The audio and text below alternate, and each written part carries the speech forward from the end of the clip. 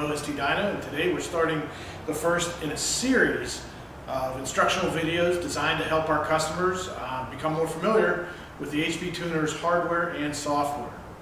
In this initial video, we'll examine the contents of an HP Tuner's module box. In future videos, we will review registering your HP Tuner's module so that you can receive the latest software updates as well as installing HP Tuner's software. So let's take a look at what's inside the HP Tuner's box.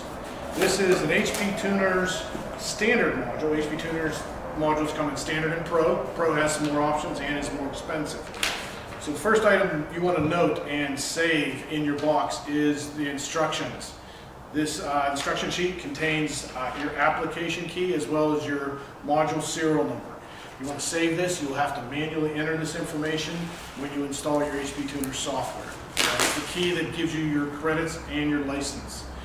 You will get a thumb drive with your HP Tuner software. Get an OBD 2 port cable, your MP4 module, MP6 module, and your USB cable. You also get a lantern for your thumb drive, some HP Tuner's decals, and a separate instruction sheet that walks you step by step through installing the software. We will cover the actual software installation and registration of your module in a future video.